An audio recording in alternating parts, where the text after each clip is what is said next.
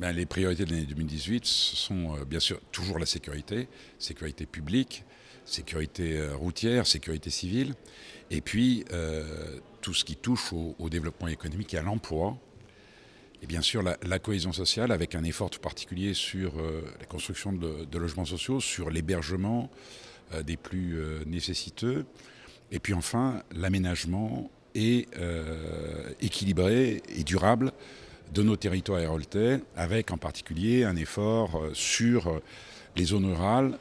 en mettant en place les contrats de ruralité que nous avons conclus avec 4 intercommunalités au cours de l'année 2017. De premiers résultats, même modestes, sur l'emploi, donc qui prouvent qu'une reprise est à l'œuvre, puisque le taux de chômage a légèrement reculé en 2017.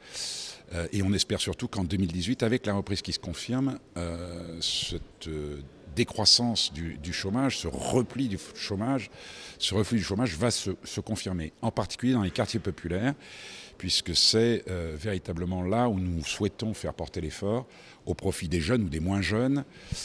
qui s'y trouvent. Et donc les services de l'État dans leur ensemble sont très mobilisés sur les quartiers dits politiques de la ville. On en a 22 dans le département. C'est plus de 100 000 habitants qui vivent dans ces quartiers sur lesquels nous voulons faire porter l'effort à la fois pour l'emploi, mais aussi pour le cadre de vie, à travers des opérations de rénovation urbaine qui vont démarrer. La croissance démographique est une des caractéristiques du département de l'Hérault, de l'Occitanie en général, mais tout particulièrement du département de l'Hérault. Vous savez qu'entre 2010 et 2015, on était à un rythme de 15 000 habitants de plus par an. On est aujourd'hui un peu moins, mais enfin on reste à un niveau très élevé, largement au-dessus de 10 000 habitants de plus par an, ce qui évidemment pèse sur le marché du travail. À titre indicatif, et ça a été une très bonne année 2017, et j'espère que 2018 sera encore meilleur, mais on a eu 7000 créations d'emplois dans l'Hérault, ce qu'on n'avait pas vu depuis la crise.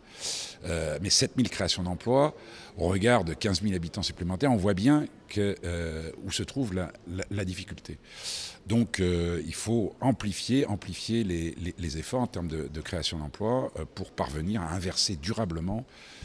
ce chômage quasi structurel